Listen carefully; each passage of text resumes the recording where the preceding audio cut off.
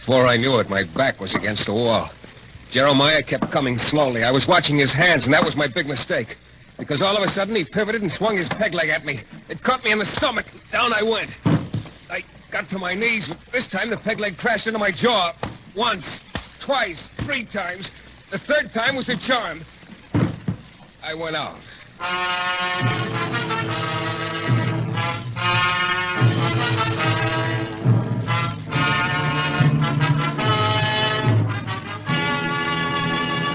The New Adventures of Michael Shayne, Private Detective, starring Jeff Trent. Michael Shayne, reckless, red-headed Irishman, is back again in his old haunts in New Orleans. This is your director, Bill Russo, inviting you to listen to another transcribed episode, which we call The Case of Tahlani's Tears.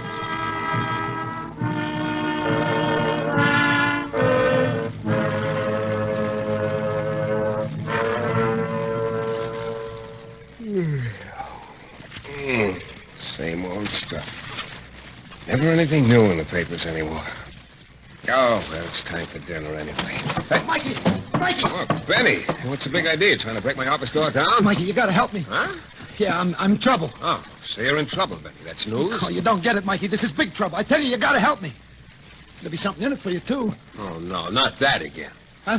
Now, look, Benny, you've been a waterfront drifter for longer than I can remember. But, Mikey... So half the time you're getting yourself into scrapes by picking the wrong pocket or listening to the wrong conversation, then you yell for help. No, this is nothing like that. Honest it is. The other half of the time you spend making phony pitches to people, namely me. I tell you, this is on the level, Mikey. Oh, go on. Will you beat it? Mikey, listen to me. The tiger shark's after me. If you don't help me, tiger shark?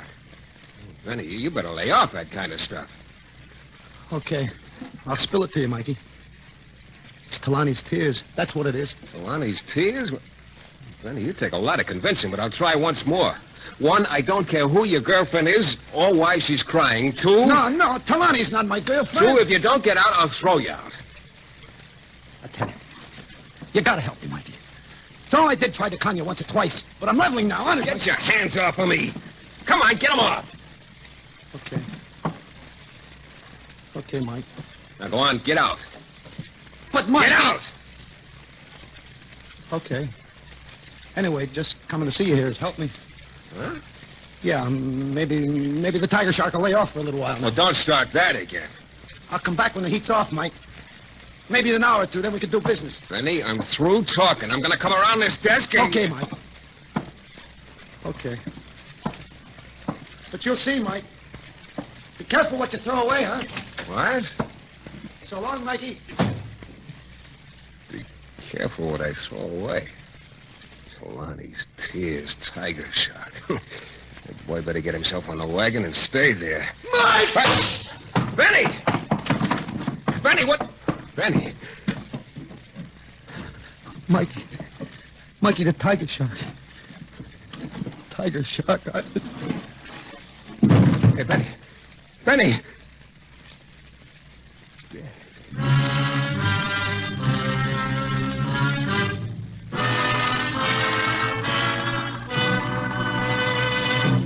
In a moment, we'll return to the New Adventures of Michael Shayne and the Case of Tahlani's Tears.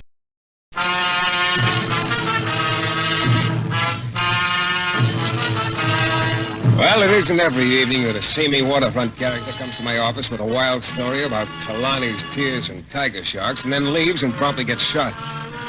When I sent for the police and told them Benny's story, they couldn't make any more sense out of it than I did. After they left, I sat in my office, fishing the last cigarette out of the pack on my desk while I tried to fit the whole thing together. But none of the pieces were the right shape, so I gave up, started out to get some more cigarettes. And half a block down the street, a little gent with a face like a chipmunk fell into step. Good evening, Mr. Shayne. Who are you? It's a dark night, Mr. Shayne. I'm afraid of the dark, so I thought I'd walk with you a little. You mind? Yeah, look, Chuckles. Not Chuckles, Mr. Shayne. Alex. My name is Alex. Okay, Chuckles, now beat it. Mr. Shayne, you have something which I wish. Please give it to me. What are you talking about? Oh, you know what I'm talking about, Mr. Shayne. Oh, yes, indeed. Look, I'm in no mood for riddles. Shove off. Mr. Shayne, I do not think you like me, Mr. Shayne. Nobody likes me, I guess. I can understand that without much trouble. But I do have one friend, Mr. Shayne. Congratulations. Yeah. He is right here with me. My knife. And all of a sudden, the knife was headed for my ribs. I brought my elbow down hard, and it hit his wrist just in time. The knife cut through my coat, and the flat blade slid across my back. It was cold. Alex jerked his hand back for another try, but he never made it, because right then my fist landed between those chipmunk cheeks. His knife flew into the street, and Alex bounced off the wall behind him. He shivered a little and started to sag, but as I started toward him, he suddenly darted into an alley and disappeared. So I headed back for my office. I was one bewildered guy. All of a sudden, life was full of surprises, like the one that was waiting for me in my office. Surprise had black hair, green eyes, and a very red mouth. Hello, Michael. Oh. Hello, who are you? Margot.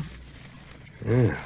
You know, you're the best news I've had all evening. Thanks. I hope you'll turn out to be good news for me, Michael. Look, would you mind telling me why I'm so popular all of a sudden? You're very good looking. Thanks, but I'm pretty sure my manly beauty isn't what brought you around. Michael, did a man named Benny come to see you? Yeah, why? What did he want? What did he say to you? Well, Wait a minute. How come you're so interested in Benny, Margot? Where do you fit into this deal? Benny stole something that belonged to me, Michael. Well, what was it? I don't know. Huh? But I think you have it now. I have it. Well, now, look, I've had nothing but double talk thrown at me all evening, and I'm sick of it. But really, I don't know what it was this man Benny stole from me, Michael. It was a small package, I think. You think? Yes. Michael, do you have any idea at all where Benny went after he left here? Yeah, I got a very good idea. He went to the morgue. You mean he's dead? Very. But how? Murdered. I don't know who killed him, and I don't know why. Oh, maybe I'll never know what it was he stole from me. Now, wait a minute. I still don't get what you mean by that. I'll tell you all I know, Michael. It isn't much. Okay. Hey, look, you get a cigarette? Uh-huh. Here. Thanks. Started out to get some a while ago, but I never quite made it. Here's a light. Thanks. Oh, what? Never seen eyes quite that green in all life. You're an authority on the subject, Michael. Well, at times, namely now, I'd like to be. Oh? The story you were going to tell me. Oh. Oh, yes. Well, my father spent his last few years traveling, Michael. Right up until he passed away last month in India. Oh? Just before he died, he wrote and told me he was sending something very valuable to me. A man was coming from India with it. You mean somebody came all the way from India to bring it to you? Yes, but I was late meeting the boatman. When I reached this messenger, he told me he'd been attacked and robbed. Well, didn't he tell you what was in the package? Well, he didn't know the package had been sealed. But some men at the waterfront told me the man who attacked the messenger was this man, Benny. One of them said Benny was coming to your office, so I looked up your address. Here I am. Michael. Yeah? Yet Benny didn't give you anything. You weren't lying to me, were you? No, I wasn't lying, Margot. Look, in the morning, I'll nose around a little down at the waterfront. I can't guarantee anything, but maybe I'll find some crony of Benny's who can throw a little light on the subject. I hope so. And there's something, Michael. Yeah? I'm sort of glad I met you, even if it was this way. You know something, Margot? I'm sort of glad, too. Maybe, Maybe, Michael. We'll see.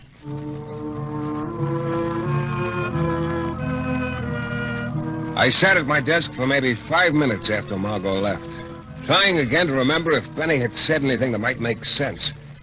All I could come up with was Tahlani's tears and tiger shark, neither of which did. So I gave up for the night and walked out of my office. Just as I closed the door behind me, I stopped. Coming slowly down the hall toward me was one of the biggest guys I'd ever seen. On his head was a wool stocking cap. He had a peg leg, and his voice was like an overworked foghorn. Well, good evening, Mr. Shayne. Good evening. My name is Jeremiah. Oh, no, not again. What's that, Mr. Shayne? Look, don't tell me I've got something you want. I don't know about that, Mr. Shayne. Come along, let's get underway. Huh? The skipper wants to have a little chat with you. Oh? Just who is the skipper? Mr. Sick is his name. Mr. Sick? That's right, Mr. Shayne. Oh, he's not really a skipper. That's just a nautical figure of speech. Yeah, I know. I was once a Sea Scout. Now, just what does this guy Sick have on his mind? Mr. Shayne, all I'm to do is navigate you to Mr. Sick. It's up to him to tell you what he has on his mind. Oh? Well, look, Jeremiah, supposing I decide I don't want to have a chat with Mr. Sick. What then? Well, Mr. Shayne, with this belaying pin I've got in my hand, I think I could stove in your skull like an eggshell. Then I could trice you up like a furled mainsail and lug you there under my arm. Yeah. Yeah, you probably could and would. Okay, Moby Dick. Let's go.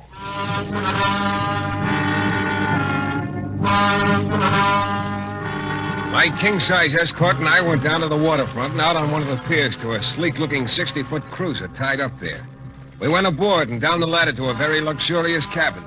And there was Mr. Sick, who was without a doubt the flabbiest-looking gent I'd seen in a long time.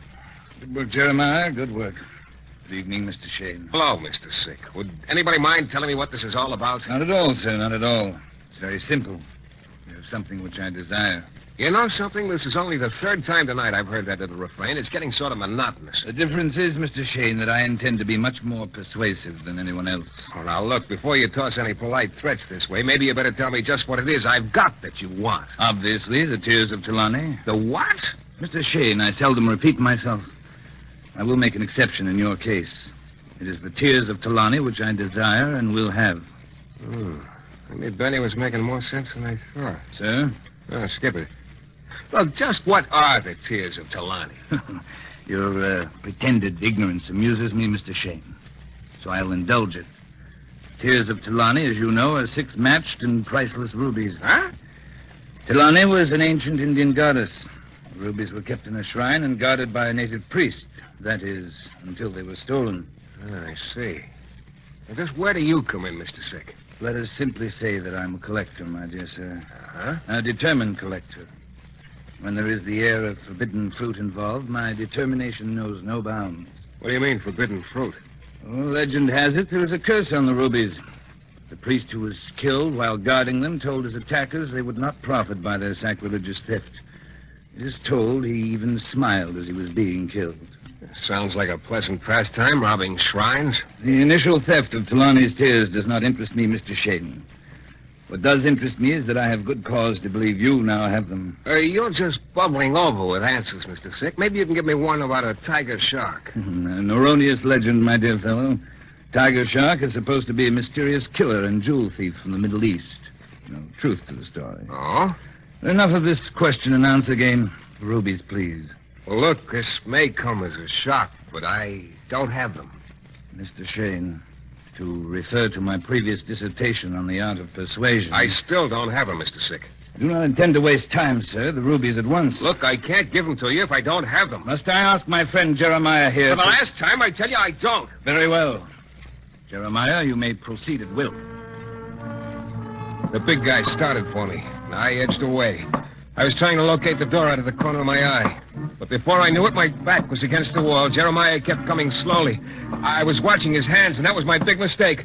Because all of a sudden, he pivoted and swung his peg leg at me. It caught me in the stomach, and I went down. I got to my knees, but this time the peg leg crashed into my jaw.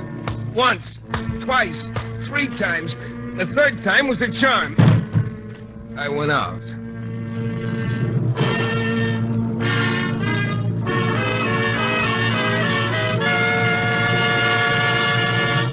In a moment, we'll return to the new adventures of Michael Shayne and the case of Tahlani's tears.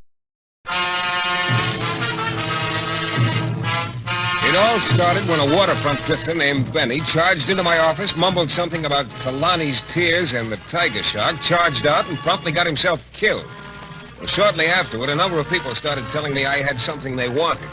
The last of these characters was a Mr. Sick, who told me I had the tears of Tahlani, which were 6 rubies, and that he wanted them. When I told him I didn't have them, he sent his boy Jeremiah after me. Jeremiah's peg leg was harder than my jaw, and I went out. Then after a while, I could hear water lapping against the pier. There I was, lying on hard planks, all except my head, which was held by 2 soft, cool hands. Poor Michael. What? Margot, Uh-huh. what are you doing here? I'm afraid I wasn't sure you were telling me the truth earlier, Michael. So when you left your office with a big sailor and came down here, I followed you. Oh. Do you want to get up? I don't ever want to get up. I just want to lie here. You're sweet. You know, that makes my head feel a lot better. You're the best doctor I've ever had. You got a cigarette? Still out of him. Still out of him. Michael. Get out of it. I don't want you to get hurt anymore. Believe me, it's mutual, Margot.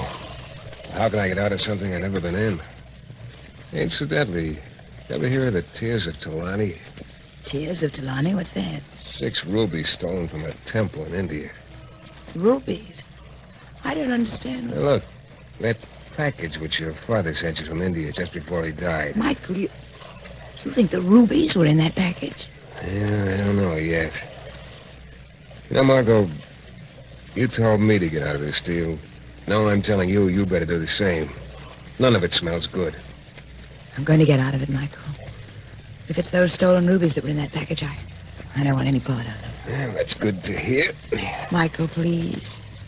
Don't get mixed up in any more of it. Please. You're so convincing. Okay, baby, I'll tell you what. As of tomorrow morning, we'll both of us forget the whole deal, huh? That's a promise? That's a promise. After all, there are a lot pleasanter things you and I could concentrate on. Aren't there? Well, as far as I was concerned, that was it. I was through. I went on home. Just as I got there and started down the hall to my room, my landlady's door opened. She came out with a couple of milk bottles in her hand. Why, Mr. Shayne, what in the world's happened to you? Huh? Your coat, there's a button missing and a tear in it. And your face, will you just look at that lump on the side of your jaw? Yeah, Mrs. Wilkins. Just put it down that I've had a bad night. Honestly, Mr. Shayne, why don't you find something else to do for a living? Something safe. You know, I think you got something there. Hey, look, would you mind sending this coat out to be fixed first thing in the morning? I'm going to sleep late. Sure, you just leave it with me. Okay, thanks. Yeah, I'll empty the pockets. Fountain pen, wallet, couple of bills. That's funny. What is? This cigarette package. I don't see nothing funny about a package with 2 cigarettes in it, Mr. Shayne. Yeah, but all evening I was sure I was out of cigarettes. I remember I had a pack on my desk, and I smoked the last one right after Benny got killed. Benny killed? Mr. Shayne, what are you talking about? I'm sure I only had that one pack when I got to the office today. Anyway, these aren't my brand. Wait a minute. Mr. Shayne, what is Oh, never mind, Mrs. Wilkins. I'll see you later. It had hit me all of a sudden. Benny had grabbed my arm while he was in my office. He'd slipped the cigarette package in my pocket then. And he told me to be careful what I threw away. Yeah, it all made sense now. In my room, I tore the cigarette package apart, and there it was, tucked behind the foil. A little piece of tissue paper. The diagram of a deserted warehouse down on one of the piers, and an X in one corner of the warehouse. I had a very strong hunch about what I'd find at the X.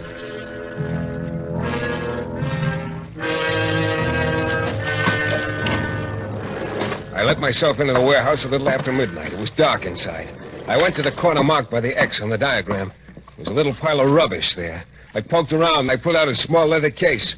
I opened it and held it up to the window. There were 6 flashes of red. Yeah, the Tears of Tahlani.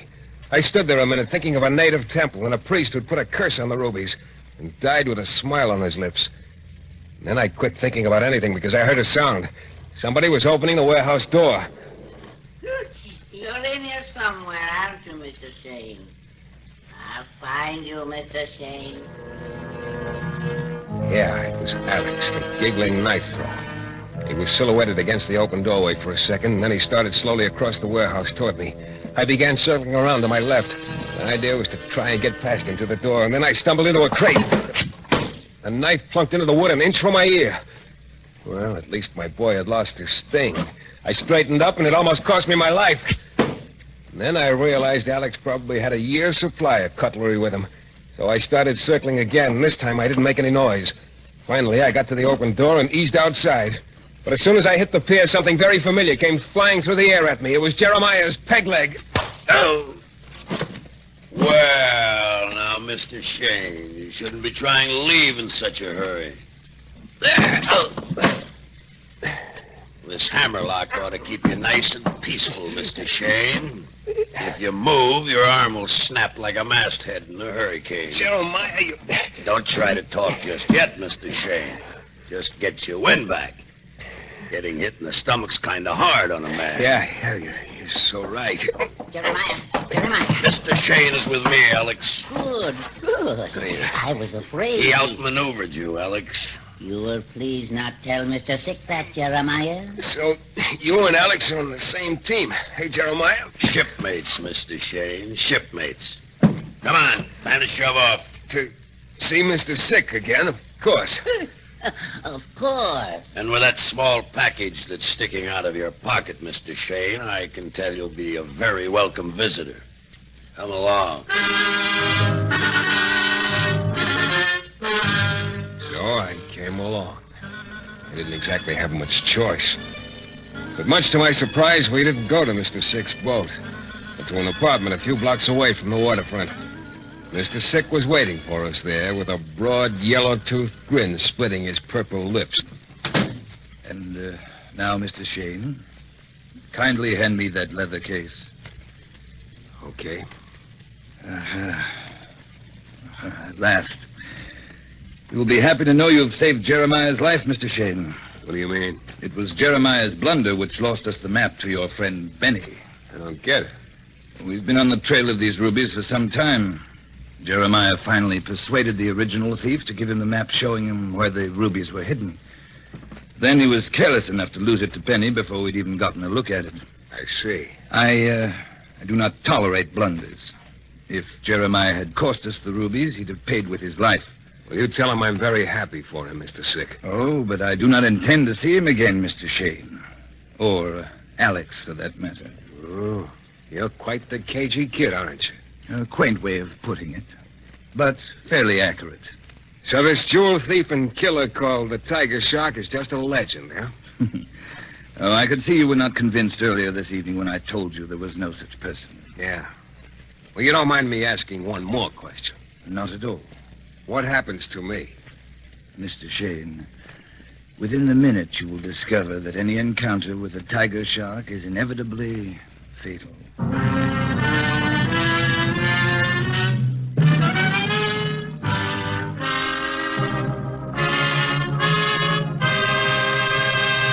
In a moment, we'll be back with the thrilling climax to tonight's Michael Shayne adventure. Well, there I was in Sick's apartment. I'd handed over the rubies, and according to him, I was about to hand over something else. Namely, my life. Mr. Shayne, time is a fleeting thing. And right now, it is a luxury which you can no longer afford. Therefore... Drop the gun, Mr. Sick. Margot! Drop it. Baby, am I glad to see you. Margot, my dear, I'm glad you got here. I bet you're glad, Sick. Hey, wait a minute. I told you to keep out of this, Michael. I was beginning to like you. Yeah. Margot, we have the rubies now. No, Sick. I heard enough to realize you were going to double-cross me and keep them for yourself. Why, you've got it all wrong, my dear. I wouldn't think of double-crossing you. I was just amusing myself at Mr. Shayne's expense. Then amuse yourself with this. Oh, no, Margot, no. Margot! Don't move, Michael. So all along, you were running the show, Marco. That's right, Michael. Sure, I should have figured it.